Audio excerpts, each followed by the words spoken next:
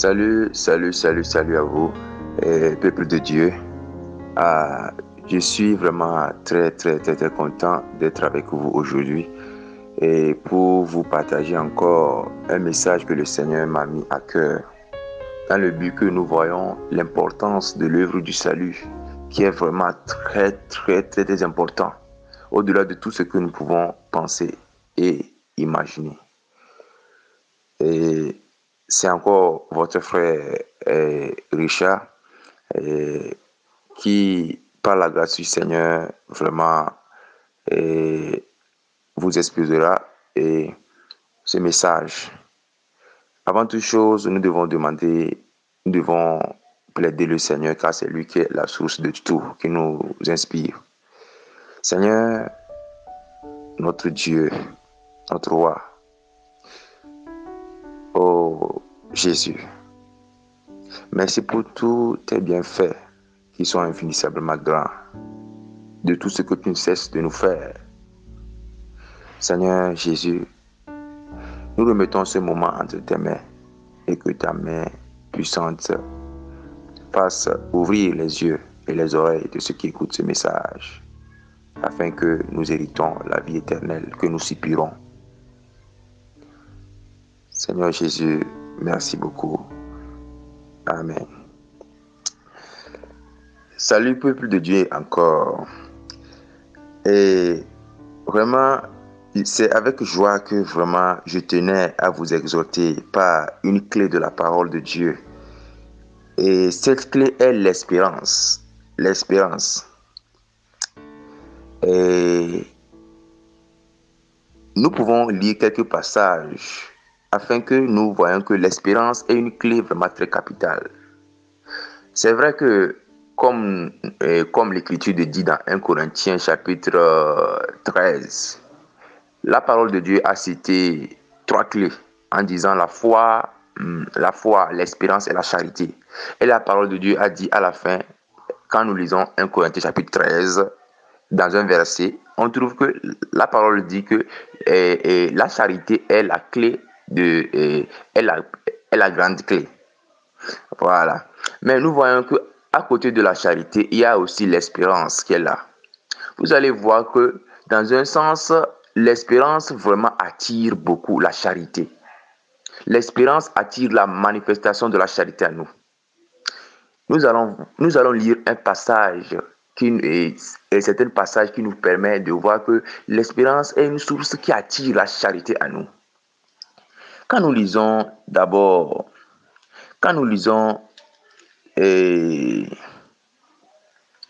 Romains chapitre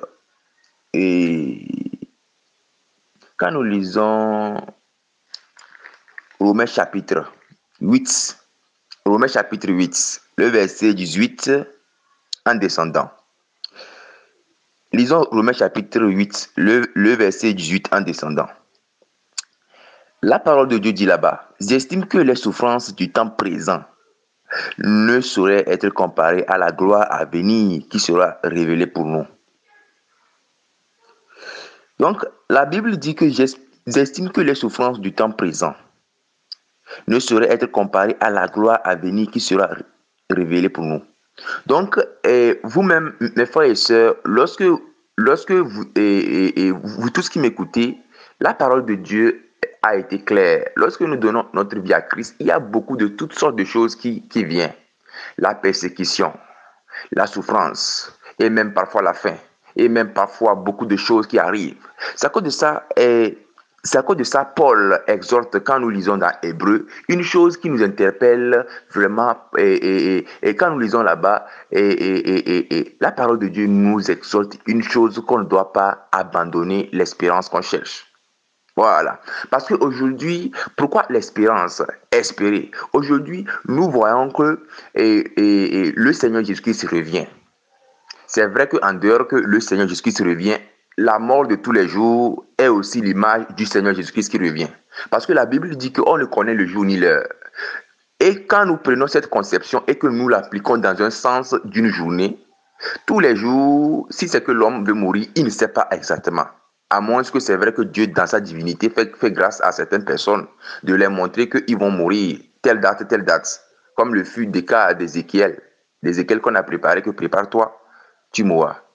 Par Isaïe le prophète. C'est vrai, Dieu fait grâce de donner à quelques-uns la grâce de savoir le jour qui va les prendre, oui. Mais d'habitude, quand nous prenons la majorité, nous ne savons pas le jour ou l'heure qu'on meurt. Donc, en ça que quand nous prenons cette parole de Dieu dans la journée, l'homme est susceptible de mourir. Maintenant, comme il ne sait pas si c'est que c'est à 6 heures du matin, il va mourir, à 7 heures, à 8 heures, à 10 heures, etc. Il se prépare constamment. Donc, il espère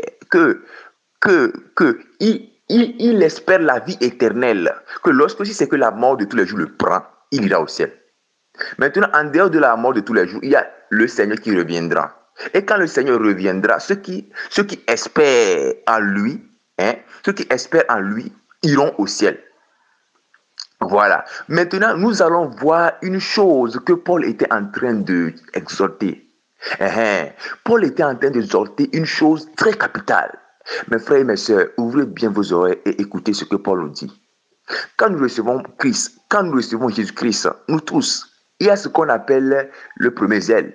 Le premier zèle, on est zélé pour le Seigneur, on est rempli d'amour pour le Seigneur, on est prêt à tout pour le Seigneur. Nous commençons par marcher dans la foi. Il y a les persécutions qui sont là. Parfois même, on est prêt à perdre tout pour le Seigneur. Et perdre tout dans le sens que on perd les mauvaises choses pour le Seigneur, oui. Donc on est prêt même si on nous chasse pour Christ. Et c'est ça que nous tous, nous avons enduré. Beaucoup de personnes, ils ont perdu leur travail.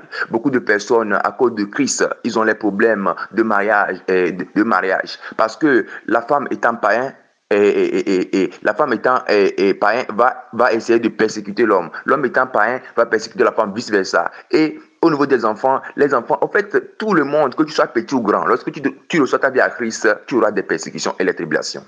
Et la Bible a bien dit. Parce que quoi? Quand quelqu'un donne sa vie à Christ, Satan sait que si quelqu'un donne sa vie à Christ, il ira au ciel. Donc pour le décourager, il fait toutes sortes de problèmes en le persécutant. C'est à cause de ça la Bible a parlé quelque part que l'homme aura pour ennemi les gens de sa maison. Donc c'est à cause de ça que, comme la Bible dit dans Éphésiens, chapitre 6, quand nous lisons quelque part, la Bible dit qu'on ne lutte pas contre la chair et le sang. Donc ton ennemi n'est pas le papa, ton ennemi n'est pas celui qui te persécute, la maman, etc. Mais ton ennemi, c'est Satan qui te persécute à travers eux. C'est à cause de ça la Bible dit qu'on n'a qu'à prier pour eux. On n'a qu'à prier pour eux, pour que Dieu n'a qu'à leur faire grâce avec qu'ils se repentent.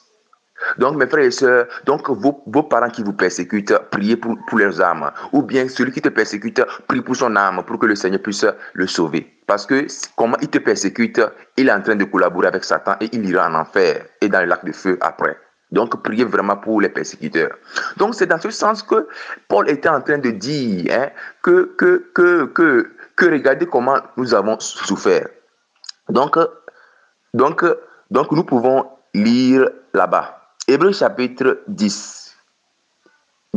D'abord, avant de lire là-bas, Hébreux chapitre 10. Donc, Paul nous est conseillé dans ce sens que lorsque nous avons donné notre vie, nous pouvons lire Hébreux 10, 32. Souvenez-vous de ces premiers jours où, après avoir été éclairés, vous avez tenu un grand combat au milieu des souffrances. Vous avez vu, non? Nous les chrétiens, nous avons mené un grand combat. Vraiment, vraiment, vraiment. D'une part, exposé comme un spectacle aux opprobres et aux tribulations. Vous avez vu, non? Et d'autres, et l'autre, vous associant à ceux dont la position était la même. En effet, vous avez eu de la compassion pour les prisonniers. Vous avez accepté avec joie l'enlèvement de vos biens, sachant que vous avez les biens meilleurs et qui durent toujours.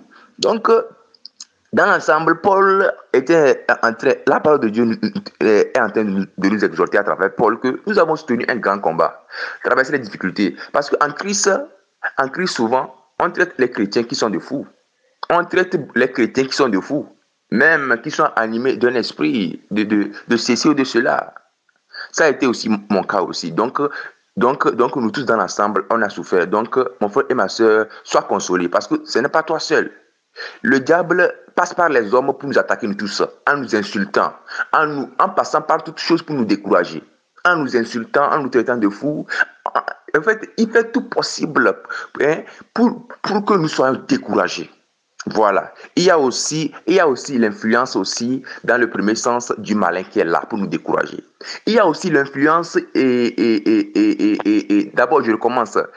Dans la foi en Christ, nous pouvons voir il y a aussi deux types d'influence qui amènent un chrétien à abandonner la foi. C'est en ça que Paul était en train de dire que nous ne devons pas abandonner la foi, mais on doit espérer. Par exemple, lorsqu'on donne sa vie à Christ, avec les persécutions et tous les problèmes qui peuvent en suivre, un chrétien peut abandonner la foi. Et ça, c'est l'œuvre de Satan pour le faire abandonner. Il y a aussi deuxième influence, l'influence de la nuit. Pourquoi j'ai appelé ça l'influence de la nuit? Ou bien l'influence que la vie chrétienne semble ennuyeuse. Parce que nous savons que dans le monde, avant de donner notre vie à Christ, lorsqu'on se sent ennuyé, on ne se distrait pas des plaisirs du monde que la Bible a condamnés. Nous pouvons passer des heures en regardant des films, en regardant des choses, en passant des choses. On peut passer du temps dans les choses que le Seigneur n'aime pas qu'on passe. Donc, lorsqu'on donne sa vie à Christ, le Seigneur nous interdit les plaisirs du monde. Tout type de plaisir du monde. Donc, étant en Christ, lorsque nous sortons dans la journée et qu'arrivé un temps, on se sent seul, mais bien qu'on n'est pas seul en Christ, et bien que le Seigneur Jésus-Christ est à nos côtés, comme il a dit, il sera avec vous tous les jours jusqu'à la fin du monde. Ici, je parle seul dans le sens que physiquement, nos amis qu'on faisait avec des plaisirs du monde, ça dit que, etc., etc. Donc, nous sentons seuls et parfois, ça nous amène à nous rappeler des choses du monde, comment nous étions dans le monde, comment nous faisions les péchés dans le monde. Parce que les plaisirs du monde, c'est les péchés du monde. Parce que tout ce qui est plaisir du monde, que le Seigneur nous interdit, tout type de plaisir, le Seigneur est en train de dire que quoi? Les plaisirs du monde, c'est un péché. Donc, lorsque on ne les pratique plus en Christ, notre vie chrétienne semble ennuyeuse. Mais ce n'est pas pour cela qu'on doit retourner dans le monde pour pratiquer les plaisirs du monde. C'est à cause de cela, parfois, ça peut arriver que certaines personnes, lorsqu'ils donnent sa vie à Christ, ils regrettent même de donner sa vie à Christ. Parce que la vie à Christ, ça lui semble ennuyeux, comme ça a été de mon cas. Et par la grâce de Dieu, Dieu m'a fait grâce de ne pas penser ainsi. Regardez comment l'homme est très, disons, l'homme manifeste ce qu'on appelle l'ingratitude. Et Dieu m'a arraché de cette ingratitude. Lorsque j'étais dans le monde, je faisais les choses bizarres que le Seigneur n'aimait pas. Permettez-moi, les choses que la parole de Dieu dit, les choses de la folie. Maintenant, le Seigneur m'a fait grâce, je l'ai connu. Au lieu de rendre grâce au Seigneur, je suis là à regretter même de donner ma vie à Christ. Parce que dans le monde, nous savons qu'on peut pratiquer tout type de péché qui est agréable à la chair, c'est-à-dire l'impudicité qui est l'un des péchés qui influence le monde. Les distractions dans les jeux vidéo, les films. Et nous ne pouvons pas cesser de citer les plaisirs du monde qui sont innombrables.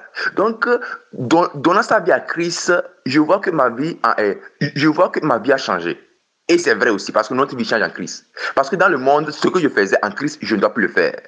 Du coup, tu vas voir que ça arrivait un temps, vraiment, j'ai vu que ma vie en Christ était serrée.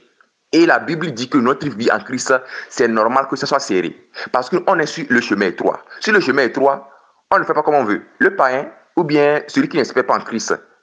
Parce que quand on dit le païen, on peut être un chrétien aussi païen. J'ai été aussi un chrétien païen et je me suis repenti. Dieu m'a fait grâce.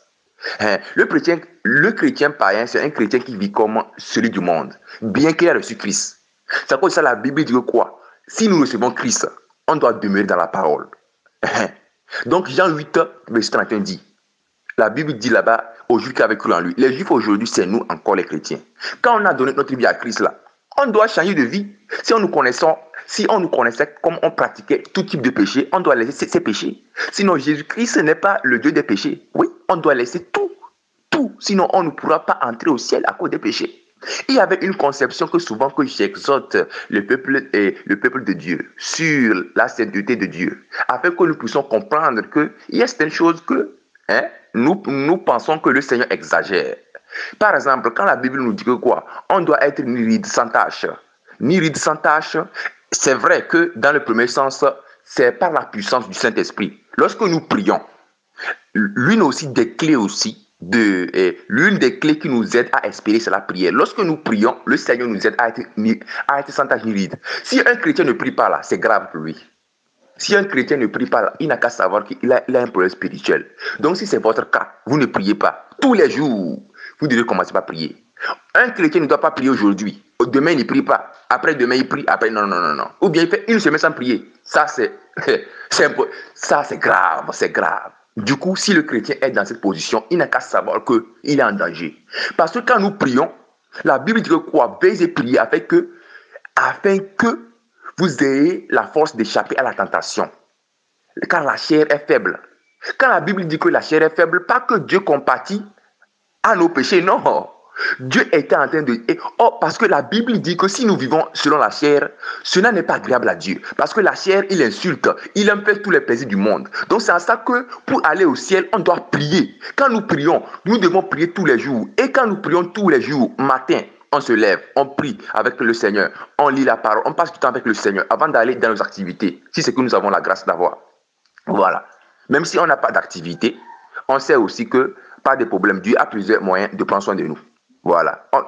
On n'est pas forcément aussi, on n'a pas besoin forcément aussi de... Ici, je ne suis pas en train de de conseiller quelqu'un à la paresse. Oui, voilà. Parce qu'on n'a pas aussi besoin de forcément aussi d'avoir un job aussi pour manger. Dieu est souverain. Il est capable de nous nourrir par tout type de moyens. Comme il a fait tomber la manne. Donc Dieu aussi peut passer par quelqu'un qui te soutient dans l'art du manger et du boire. Dans l'art du manger, voilà. Dans l'art du manger, dans l'art du manger et du boire, dans le sens que je parle de tous les besoins que l'homme a. Voilà. Je ne suis pas en train de conseiller que quand je dis boire là, c'est le vin, parce que la Bible interdit dans Éphésiens que nous les chrétiens, on ne doit pas être enivrés du vin. On doit faire attention au vin. Voilà. Donc ici, je parle que l'homme, il y a deux types d'éléments qui le soutiennent. Le manger avec boire de l'eau. Voilà, et les jus si possible, bon, peut-être, etc. Ici, donc, Dieu aussi peut passer, pour les chrétiens qui n'ont pas forcément un travail, Dieu passe beaucoup par des sources, par des gens pour les soutenir. C'est Dieu qui les soutient. Donc, certains chrétiens ont des métiers. Donc, par tout type de moyens que Dieu va passer pour te soutenir, par tout type de moyens que Dieu va passer pour te soutenir, rends grâce à Dieu. Voilà. Donc ici, en généralement, lorsque j'exhorte, je donne aussi quelques clés aussi pour que vous puissiez aussi, pour que ça vous aide. Donc, je vous exhorte à la prière. Si c'est qu'aujourd'hui, toi qui m'écoutes, tu es celui que j'ai donné l'exemple, nous prions aujourd'hui, demain, il prie aujourd'hui, il ne prie pas, c'est très grave. Donc, revenons à la prière. Je vous dis que la parole de Dieu, c'est une vérité absolue. Je vous témoigne de ma propre vie, que j'ai vu que la prière, chaque jour dans ma vie, m'a vraiment soutenu. Parce que lorsque nous prions, le secret est que quoi? Lorsque nous prions, le péché n'a pas le pouvoir sur nous. Mais la Bible dit qu'un enfant de Dieu peut faire une erreur, c'est-à-dire tomber. Mais quand il tombe, il se relève. Un enfant de Dieu, on ne le connaît pas comme il insulte. La Bible dit que le chrétien ne doit pas insulter, comme Jacques le dit. La Bible ne connaît pas qu'un chrétien se querelle. Un querelle, insulte, rancune. La Bible ne voit pas un chrétien dans ça. Donc quand nous ne prions pas, il y a ces œuvres de la chair qui se manifestent. Quand nous ne prions pas, vous allez voir que nous allons avoir envie de marcher dans l'impudicité. Oui, comme ça. On va avoir les désirs charnels. Quand nous ne prions pas, nous allons avoir les désirs de marcher dans les plaisirs du monde que Dieu nous interdit. Donc quand nous ne prions pas, on a tous les problèmes. Notre vie spirituelle rétrograde. Et ça, c'est grave. Parce que si on a rétrogradé, on ira en enfer. Que personne ne vous trompe pour vous dire que quoi? Quand tu donnes ta vie à Christ, les œuvres là, on ne le voit pas. J'ai donné un enseignement qui est quoi? Comprendre la vérité totale sur le salut. L'enseignement précédent est lié à ça. Quand on donne sa vie à Christ, on doit persévérer dans la sainteté. Maintenant, en persévérant dans la sainteté, on peut chuter. Peut-être que quelqu'un t'a beaucoup offensé et que tu as mal réagi. Tu demandes pardon à la personne si possible. Oui, en lui demandant pardon. Frère, pardonne-moi. Oh, toi, pardonne-moi comment j'ai agi hier. Et d'abord, quand tu fais quelque chose qui n'est pas bon, repends-toi dans l'immédiat et règle toute chose qui doit être réglée. Comme la Bible dit que quoi, quand tu as quelque chose avec ton frère, il faut régler ça. Ou bien avec une personne en général, il faut régler ça. Donc quand nous tombons, on doit se relever. Parce que si c'est qu'aujourd'hui, quelqu'un nous a insultés, Satan a passé par quelqu'un pour nous insulter et que nous aussi on a insulté, on a collaboré avec le péché et on ira en enfer si on meurt. C'est à cause de ça, Satan aussi, pour nous tuer, c'est avec le péché. Parce qu'il sait que c'est le péché qui empêche le chrétien d'aller au ciel et d'aller en enfer. Donc nous maintenant, pour être sauvés, c'est d'éviter le péché, c'est-à-dire une vie sainte. Donc c'est comme ça. Nous les chrétiens, quand on cherche à être saints, Satan cherche à nous rendre malsains, c'est-à-dire que souillés du péché. Donc cette deux forces, c'est ça qui manifeste en nous. Comme la Bible dit, les œuvres de l'esprit et de la chair. Donc quand nous prions, oh Seigneur Jésus, aide-moi, je suis un pécheur, j'ai tel problème de péché. Seigneur Jésus, aide-moi, et tout type de péché, aide-moi. Quand nous prions comme ça, et que nous remercions Dieu, Seigneur, merci beaucoup pour tout ce que tu fais pour moi. Merci pour tout ce que tu fais. Et nous prions, et quand nous prions, nous devons prier et prier avec ardeur. Prier pour nous-mêmes, prier pour nos frères et sœurs en Christ, prier pour le monde. Et je vous en prie, nous devons prier, être sérieux. Parce que si on vous dit comment Satan fait tout possible pour qu'on rate la gloire de Dieu, parce que ratant la gloire de Dieu, il ne veut pas qu'on aille au ciel. Donc nous devons persévérer à aller au ciel. Ce qu'il a fait, c'est grave. Ce qu'il a fait, c'est grave de vouloir prendre la place de Dieu. Il a fait, c'est grave. Dieu est notre créateur. Dieu, c'est lui qui a créé tous les anges. Et pourquoi lui, il pense qu'il peut devenir comme Dieu? Ça, c'est une chose très terrible. Et quand nous lisons cette révélation que je vous parle, que Satan voulait être comme Dieu, quand nous lisons dans l'Ancien Testament, Dieu a donné cette image de Satan qui disait que quoi? Je monterai les étoiles, je monterai quelque chose comme la Bible dit, je monterai au-dessus des étoiles de Dieu. Je serai semblable très haut. Ça, c'est l'orgueil, ça. Ton créateur, notre créateur, Dieu qui nous a créés. Et Satan dit, il était là-bas, Lucifer, il dit qu'il va être comme Dieu. Et c'est là-bas qu'il a été abattu. Il a été abattu comme le Seigneur comme le Seigneur est Dieu et que tout ce qui fait grand, il a décrété. Et puis encore, les anges aussi l'ont suivi. Certains anges l'ont suivi. C'est eux qu'on appelle les démons et Satan leur chef. Maintenant, Dieu a décrété une parole que, avec ce qu'ils ont fait, c'est tellement grave. Car ils connaissent l'amour de Dieu parfaitement. Ils connaissent beaucoup de choses qui ne devraient pas être faites. C'est en ça que leur péché méritait le lac de feu. Et actuellement, ils sont temporairement dans l'enfer. Et ils sortent de l'enfer. Mais Dieu a dit, il y a un temps qui va les juger et qui va les mettre dans le lac de feu. Maintenant, Dieu laisse une chose dans les hommes. Les hommes, est-ce que vous me choisissez ou bien Satan? Choisissez. Voilà, et Dieu dit maintenant, choisissez moi qui est Dieu. C'est ça que la parole de Dieu dit quoi? Je laisse devant vous la vie et la mort. Choisissez la vie. C'est à cause de ça la Bible dit quoi? Tous les péchés rampent sur Satan. C'est un voleur. Jean 10 dit ça. Le voleur que nous vient pour voler. Donc tous les péchés que nous commettons, c'est le papa, c'est Satan. Le mensonge. Tout ce que nous commettons comme péché, c'est le Satan. Tous les plaisirs du monde, c'est sur Satan. Donc quand nous péchons, quand nous demeurons une vie de péché, on est en train d'aller en enfer. Et quand même sur la terre, là, si on meurt, on va en enfer. Donc le chrétien, sachant ça, nous devons persévérer dans la sainteté. Parce que avec la sainteté, c'est ça qui est le ticket. C'est ça qui nous permet d'entrer au ciel. Et il y a une chose que nous les chrétiens, on pense que c'est impossible. C'est comme ça, dit quoi? Par la prière, c'est possible. Aujourd'hui, je vais vous demander la question, vous qui m'écoutez. Est-ce qu'aujourd'hui, nous savons qu'il y a plusieurs types de péchés qui sont innombrables. Mais pour que vous puissiez comprendre, je prends deux péchés. Supposons que quelqu'un, lui, il n'a que deux péchés. C'est un voleur et un sorcier. S'il dit que, par exemple, c'est un voleur, il a abandonné la sorcellerie. Donc ça reste quoi? Il a abandonné la sorcellerie. Donc ça signifie que c'est une bonne chose. Mais il est un voleur, il braque, il fait tout ce qui concerne du vol. Est-ce que la personne là peut aller au ciel? Absolument non. Parce que la Bible dit que quoi? On doit être ni vide sans tâche. Mais s'il laisse le vol et la sorcellerie, il est ni vide sans tâche. Donc il peut aller au ciel. Donc on ne peut pas dire que on ne peut pas dire que on est saint tant qu'on a un péché qu'on demeure. Combien de chrétiens vivent une vie de mensonge? Ils mentent comme si c'est que la vie chrétienne était de la blague. La Bible dit que comment échapperons-nous si on néglige un si grand salut? Dieu n'est pas un Dieu de péché. Ceux qui sont en enfer, maintenant Dieu nous fait grâce qu'il y a les gens qui vont en enfer et au ciel.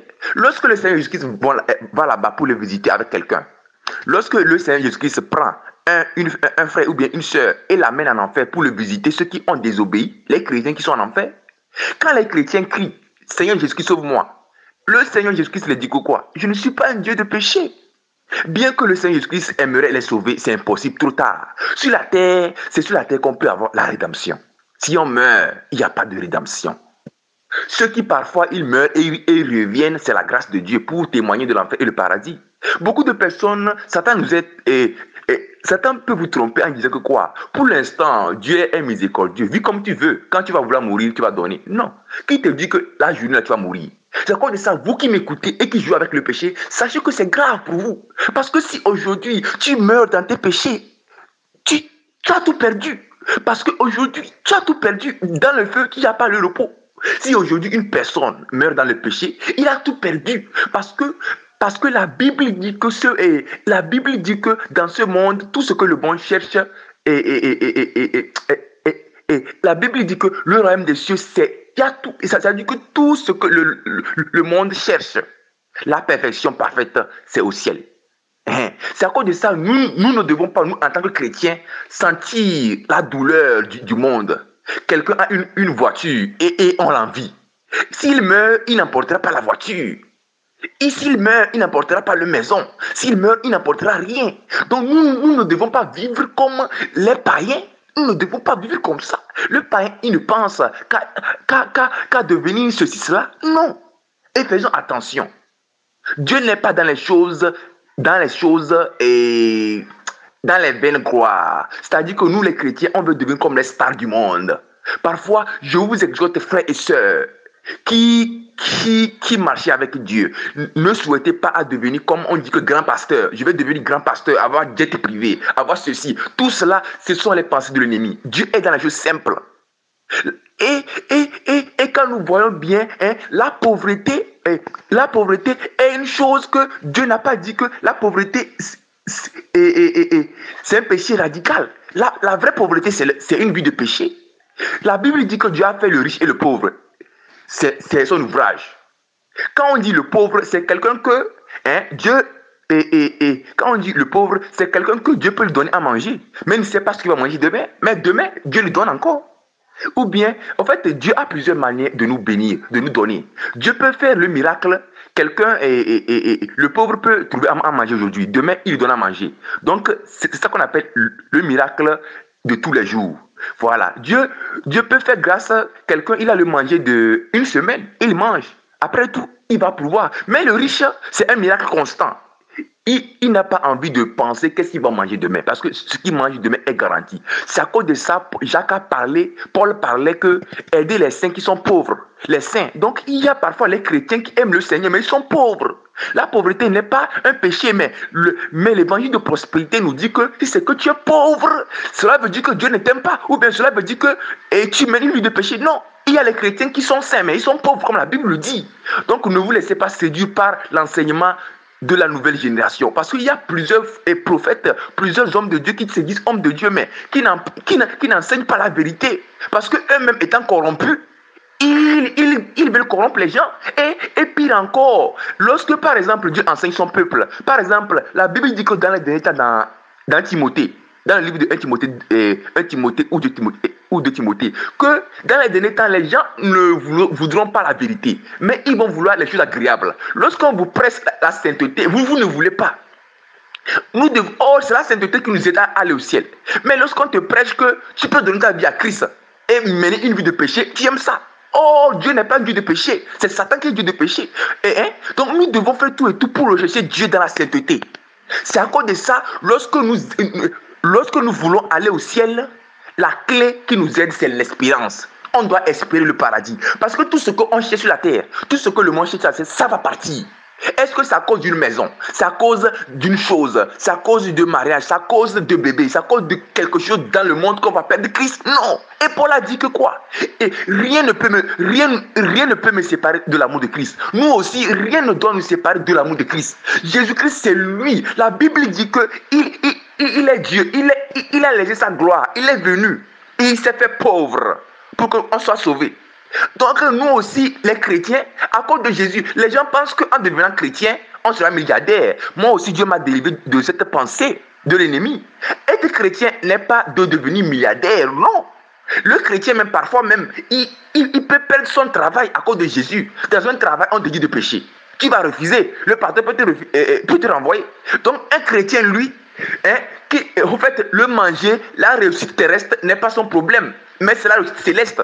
C'est à cause de ça, le chrétien, en toute chose, qu'il ait à manger, qu'il n'ait pas à manger, il s'en fout. Parce qu'il sait que tout ce qui est demeure, c'est le ciel. C'est à cause de ça, Paul a dit quoi? Je vois toutes choses comme la boue, afin de gagner Christ. Donc, ça aussi, c'est une clé aussi. On doit voir toutes choses comme la boue. Aujourd'hui, tout ce que le monde cherche là, il va mourir laissé. Nous les chrétiens, si nous aussi, nous les chrétiens, ayant la connaissance que l'homme n'emporte rien sur la terre, on se met à chercher les choses de la terre. C'est à cause de ça, Jacques a dit que quand nous prions, Jacques a dit que vous priez et que vous ne recevez pas. Parfois, nous prions des choses qu'il ne faut même pas prier. Dieu, donne-moi l'argent. Dieu te donne quand même peu. Il te donne peu. Dieu donne-moi l'argent. Mais comme Dieu voit ton cœur, il sait que s'il te donne l'argent maintenant, l'argent comme tu le désires, tu vas vivre une vie de péché. Combien de chrétiens à cause d'un boulot, ils ne prient plus? Combien de chrétiens à cause de la bénédiction de Dieu, ils ne cherchent plus le Seigneur? Donc c'est à cause de ça, parfois Dieu pour vous montrer votre ingratitude, il va vous bénir. Et là comme ça, vous allez voir que vous allez commencer par faire des actes d'ingratitude. Parce que Dieu sait reconnaître le cœur de près et de loin. Parce que beaucoup de chrétiens demandent à Dieu, Dieu tu ne m'aimes pas. Maintenant, comme il a trop persévéré dans la prière, Dieu dit, mon enfant là, pour lui montrer mon amour, je vais le bénir. Et quand il te bénit là, tu ne pries plus. C'est l'ingratitude. Parce que si tu ne pries pas, tu ne peux pas aller au ciel. Donc tu as aimé la bénédiction de Dieu que Dieu lui-même. Abraham, la Bible dit qu'Abraham, le père de la foi, a aimé Dieu jusqu'à était prêt à offrir Isaac. Quand Dieu dit donne-moi Isaac, Dieu voulait l'éprouver. Pas que Dieu était quelqu'un qui voulait qu'on sacrifie forcément Isaac. Donc parfois, toutes les épreuves que nous menons sur la terre, les manques, tout ça là, la Bible dit que tout concourt au 25e Dieu. Parfois même d'autres chrétiens même, à cause que Dieu veut les garder dans la sainteté, ils perdent le travail en même temps. Ils ne comprennent pas pourquoi. Il accuse Satan. Que Satan, c'est toi qui me fais. Non, c'est vrai que Satan aussi est derrière les autres. Parfois, c'est Dieu même qui nous délivre d'un travail qui n'est pas bon. Et on doit remercier Dieu. Donc, c'est à cause de ça, demandons le Seigneur que quand il y a un cas, demandons est-ce que c'est toi ou bien c'est l'ennemi. Si c'est que c'est Dieu, rendons grâce à Dieu. Parce qu'il y a beaucoup de chrétiens, on force la bénédiction de Dieu. Quand que Dieu ne nous veut pas là-bas, on veut des choses qui nous égarent. Donc, nous devons faire attention à ce monde qui passera. Parce que Dieu est notre Père. Dieu ne peut pas nous laisser comme ça. Même si aujourd'hui on traverse, on a faim, Dieu va nous donner la capacité de supporter la faim. Parce que nous savons que dans le monde, quand l'homme a faim, il peut même pécher.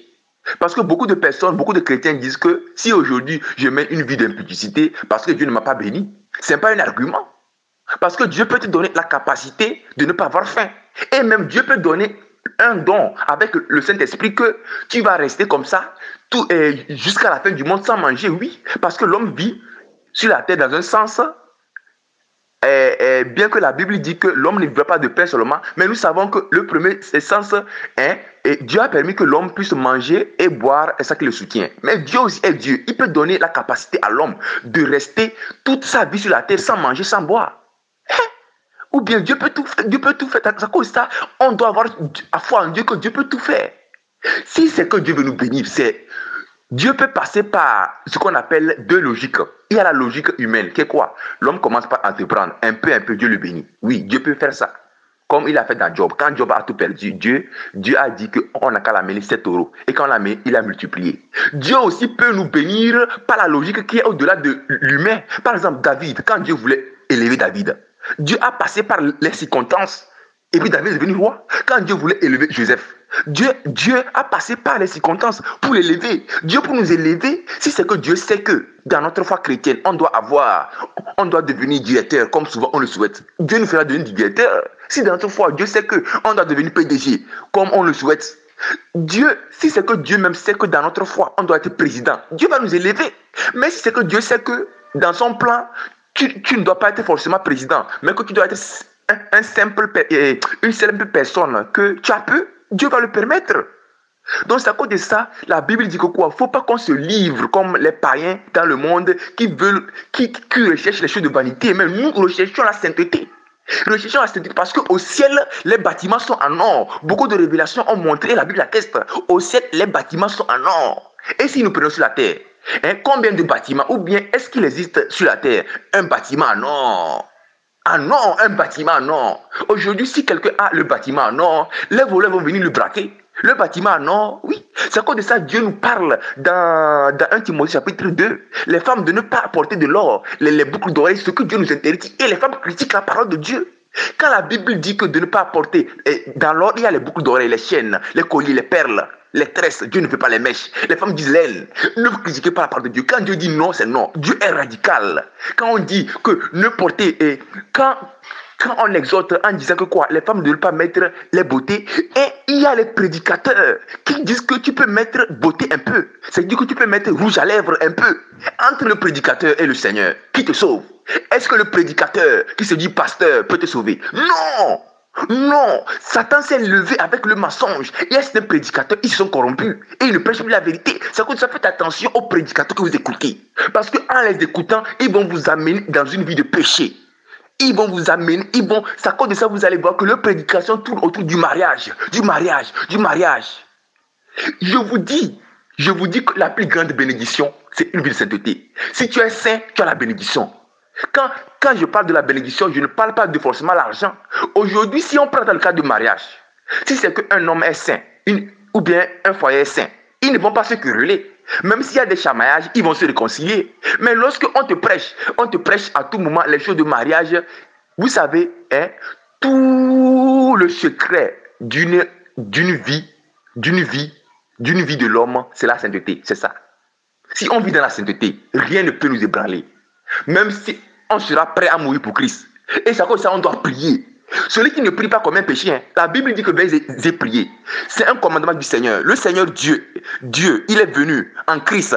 Il priait matin. La Bible dit que le Seigneur priait l'aube et la soirée. C'est à cause de ça, voyant les choses du Seigneur, on doit copier, on doit prier l'aube et la soirée. C'est vrai que la Bible dit prier sans cesse, mais on doit avoir 2 points de prière. On doit prier l'aube et la soirée. L'aube et la soirée avant de dormir. Combien de chrétiens dorment sans prier? C'est grave. Quand nous dormons, on ne prie pas, c'est grave. Combien de chrétiens se lèvent la matinée sans prier? C'est grave.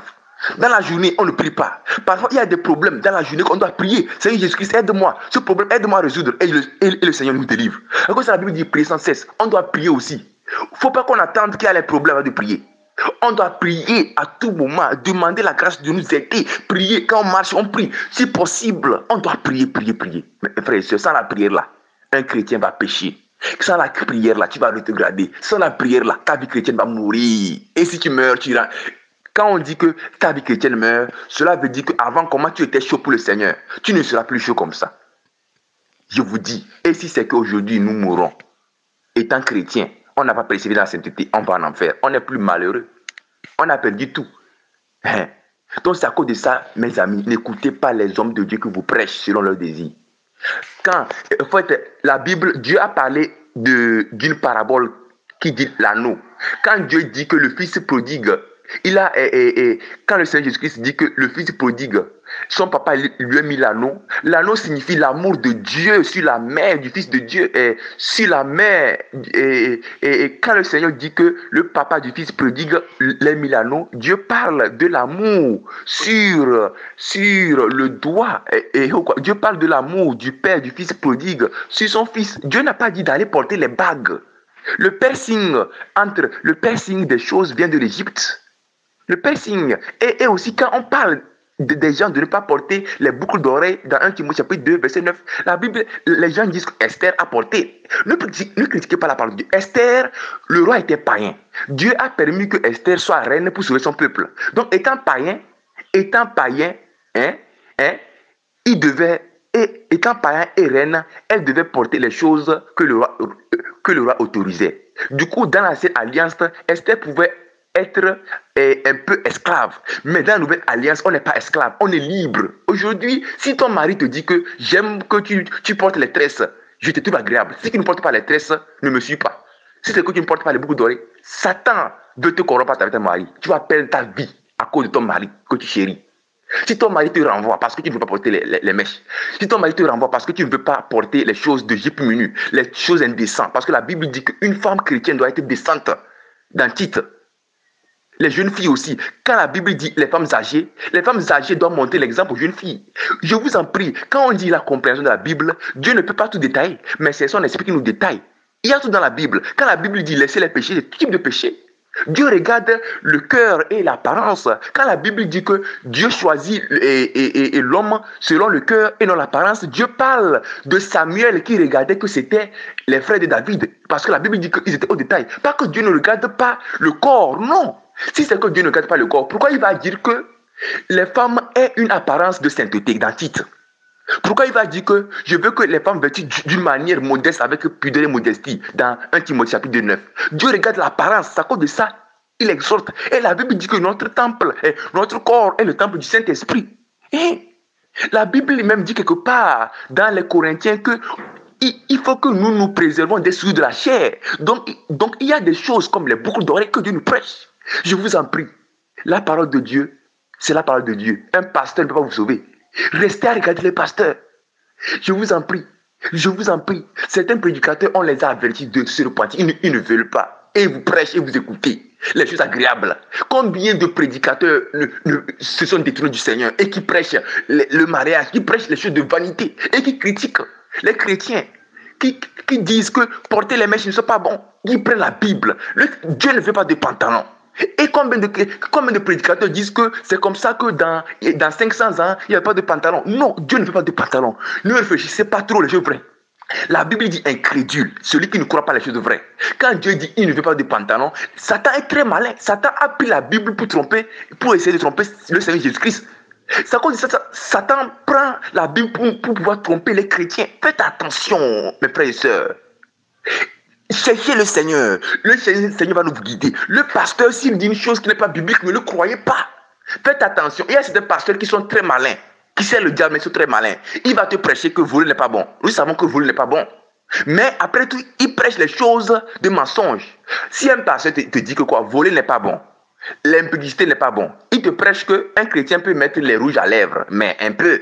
C'est un pasteur corrompu. Parce que la vérité avec le mensonge ne peut pas marcher. Soit il est avec Dieu, soit il est avec Satan. Donc faites attention avec les pasteurs qui vous prêchent aujourd'hui sur les réseaux sociaux. Sur les réseaux sociaux, il y en a plein. C'est à cause de ça, faites attention. Concentrez-vous dans la Bible si vous savez lire.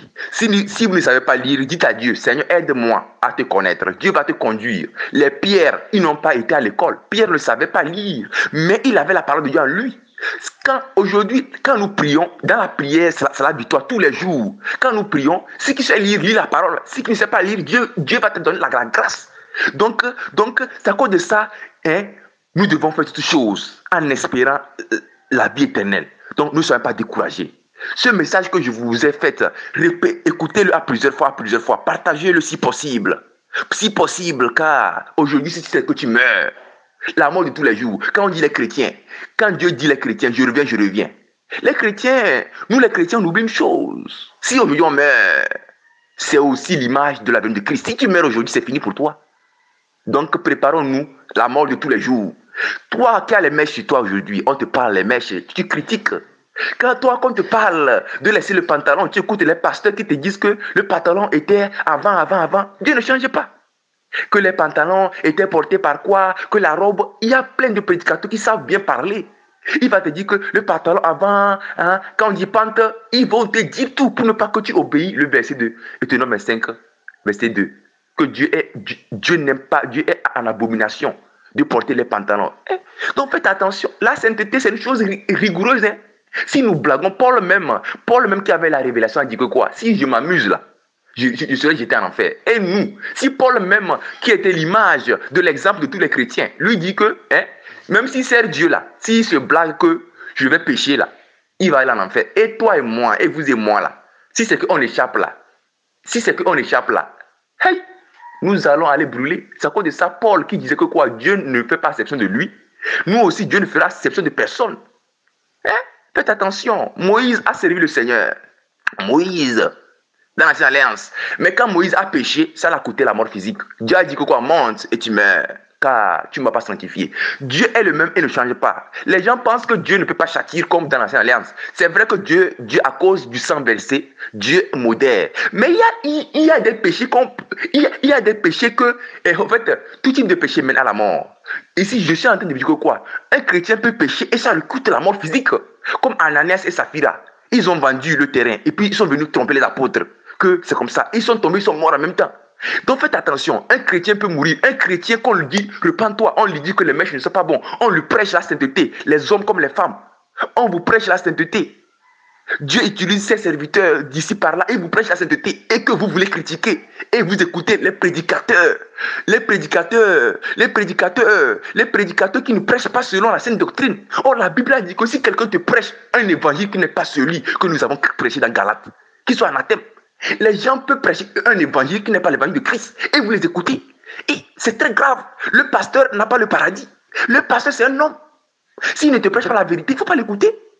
Le pasteur, il y a les pasteurs cachés. Il te prêche la vérité et le mensonge après. Faites attention. Satan dit la vérité et il ment après. Faites attention. Les démons nous connaissent. Faites attention. Il peut dire que toi, faites attention. Demandez Dieu de vous aider. Priez chaque temps. Je vous dis que c'est alarmant si aujourd'hui tu meurs. Si aujourd'hui on meurt avant la venue de Christ, on ira en enfer. Si on n'est pas sanctifié. Si aujourd'hui on meurt avant la venue de Christ, on ira en enfer. Si on n'a pas sanctifié notre vie. Sanctifions-nous à travers une vie de prière constante tous les jours, à travers le détachement des péchés du monde. Dieu n'aime pas dans les stars. Dieu parle beaucoup des péchés que son peuple n'aime pas. Et nous, son peuple. Et vous critiquez. Et Dieu nous dépasse. Dieu nous dépasse. Dieu, c'est lui qui nous a créés. Et que quand Dieu nous donne des conseils, on veut lui donner des conseils. Ça, c'est grave. La Bible dit que nous ne devons pas contester avec Dieu. Quand Dieu nous prêche, n'écoutez pas les pasteurs qui vous prêchent, qui prennent la parole de Dieu et qui tournent ça pour vous corrompre. C'est l'œuvre de Satan. Donc, je vous en prie, partagez aussi ce message et écoutez ça à plusieurs reprises. Ça sera un grand avantage pour vous et pour les autres. Je vous remercie beaucoup vraiment. Que le Seigneur vraiment nous aide. Et pour que le Seigneur nous aide, on doit prier. On doit prier. Si on ne prie pas, comment on peut avoir l'aide du Seigneur? Et si on ne prie pas, comment nous allons dire? En fait, vous savez, quand nous prions, en fait, pour aller au ciel, je peux vous donner encore une certaine chose très simple pour nous aider à comprendre. Lorsque tu pries, tu mets une vie sainte qui t'amène au ciel. Si tu tombes, erreur, tu te repens rapidement. Parce que si tu meurs là-bas, c'est grave. Lorsque nous prions, on a la force de marcher dans la sainteté totale pour aller au ciel. Lorsqu'on ne prie pas, on marche dans le péché pour aller en enfer. Maintenant, la prière marche avec la séparation du péché. Lorsque nous prions, nous devons aussi nous efforcer. Dieu a donné l'homme une chose que je veux vous dire. La volonté de Dieu dans l'homme. Regardez, nous pouvons obéir Dieu par la volonté. Par exemple, dans le monde, dans le péché, les gens sont prêts. À cause, par exemple, dans le monde, si on dit à quelqu'un que quoi, fais ce péché, ou bien prive-toi, ou bien fais ceci, ou bien en fait, dans le monde, tu vas voir que les gens, par exemple, Paul a parlé de ça. Tu vas voir que dans certaines choses, dans le monde, les gens se tuent. Les gens se tuent pour pouvoir hériter les choses. Donc nous aussi, avec la vie éternelle, on ne doit pas s'amuser. Par exemple, je prends un exemple. Tu as les mèches dans ta tête aujourd'hui, toi qui écoutes. Tu as les mèches ou bien tu vis une vie de péché. Tu dis que bon, les mèches, j'attends que Dieu n'a qu'à me parler. Ou bien, en fait, les mèches, j'attends. Si on t'avait dit que les mèches là, tu vas mourir en 2 minutes là, tu vas aller te coiffer et que tu as cru, tu vas aller te coiffer. Mais le péché, c'est grave. Avec les mèches qui meurent, tu vas aller en enfer. Pour vous dire que si aujourd'hui, par exemple, quelqu'un est sur un étage, et si nous sommes sur un étage, on sait que si on marche vers le bord, on va tomber. Mais on a la force de ne pas aller vers le bord parce qu'on sait que si on marche vers le bord, on va tomber. On a une force que Dieu nous a donnée, la force de Dieu que Dieu donne à l'homme. Avec cette force, on peut obéir à Dieu. Il y a aussi une chose aussi qui est là aussi. La force que Dieu donne à l'homme et la force que Dieu ajoute à l'homme. C'est ça qu'on a dit que quoi? La puissance de l'esprit. Parce que les païens même, parfois, ils font le bien. Mais ce bien doit être accompagné par l'Esprit Saint. Donc c'est à cause de ça, Dieu nous a donné la grâce que même on peut l'obéir avec cette force que nous avons en nous. C'est ça que c'est la force là que Dieu disait que quoi? À tes résolutions là, tu auras le succès du paradis. À tes résolutions. Quand tu dis qu'aujourd'hui là, oh c'est aujourd'hui, je veux commencer par marcher dans une vie de sainteté là, c'est bon. Donc avec ça, toi qui m'écoutes là, prends la décision. Aujourd'hui même là, je suis en train de te parler là, si c'est que tu négliges le message, tu peux même, peut-être qui sait, mourir dans les heures qui vont suivre, dans les minutes qui vont suivre, et que tu as négligé. Donc vous qui m'écoutez là, si vous avez une vie de péché, repentez-vous, enlevez tout ce que Dieu n'aime pas, tout ce que Dieu n'aime pas, et séparez-vous de toute relation que Dieu n'aime pas. Séparez-vous des amitiés. Un chrétien ne peut pas avoir les amis avec les voleurs, les menteurs, parce qu'il va finir par mentir s'il ne sait pas faire. Un chrétien doit exhorter ceux qui volent, ceux qui mentent, mais pas rester avec eux constamment. Oui, le Seigneur Jésus-Christ, lorsqu'il enseignait les pécheurs, il les enseignait pour les sauver. Mais il n'a pas dit que le Seigneur Jésus-Christ, la Bible n'a pas dit que le Seigneur Jésus-Christ s'asseyait avec les pécheurs pour les amener. La Bible n'a pas dit que le Seigneur Jésus-Christ s'asseyait avec les pécheurs pour pécher avec eux, non. Mais la Bible a dit que Jésus-Christ s'asseyait avec les pécheurs pour les sauver. Parce que c'est pour les sauver qu'il restait parmi eux. Si aujourd'hui, toi, un chrétien, on te voit parmi les fornicateurs, les voleurs, c'est pour les prêcher la parole, après tu pars. Si chaque temps tu es là-bas, les fornicateurs parlent et tu les réponds. Les voleurs parlent et tu les réponds. Dans leur péché. Et toi aussi, tu prends plaisir à leur discussion. Tu vas devenir fornicateur, voleur, tout péché et tu perds ton âme. À cause de ça, Paul a dit, les mauvaises compagnies corrompent les bonnes mœurs. On doit faire attention. De mon côté, mon ami, c'est la vérité, la parole de Dieu. Lorsque je sors, je prêche la Bible, j'exhorte la famille et toutes les personnes que Dieu fait mes grâces, je reviens dans mon coin. D'autres disent que, oh, toi, Richard, on te voit rarement. C'est vrai. Ici, je suis en train de vous donner un exemple pour que ça puisse aussi vous aider. Parce que je prends l'exemple des apôtres. Donc, les gens disent qu'on te voit rarement. Oui, je dois, mes gestes doivent être coordonnés. Je ne peux pas aller rester quelque part. La Bible dit que nous ne sommes pas parmi les gens qui font les choses que Dieu n'aime pas. C'est à cause de ça, Dieu, dans l'Ancienne Alliance, Dieu ne voulait pas que le peuple Israël marche avec les païens, les Moabites. Mais maintenant, aujourd'hui, Dieu permet qu'on peut rester avec les païens dans un sens précis pour les prêcher la parole. Après tout, on part. Dieu n'a pas dit que chaque temps, on est avec les païens, après tout, on commence par forniquer. Ce n'est pas la parole de Dieu, ça. Lorsqu'on est avec les païens, qui peut être même nos familles, les chrétiens, même païens, là, on doit les prêcher la vérité. Après tout, on part dans notre cœur. Dans la peur qu'on ne soit. Parce que si aujourd'hui, Dieu dit de ne pas regarder les plaisirs du monde dans la télé, tu vas chez un ami qui a la télé, tu vas finir par regarder la télé, chaque temps, tu vas finir par regarder la télé, et tu vas regarder les films, les trucs que Dieu n'aime pas. Donc, soyez prudents. L'œuvre du salut, c'est pas l'amusement. Satan nous poursuit jour et nuit, parce qu'il sait que le ciel est beau. Il ne veut pas que personne entre là-bas. Donc, mes frères et sœurs, prenez garde à vous, à votre vie. Prions comme jamais. Je vous remercie beaucoup.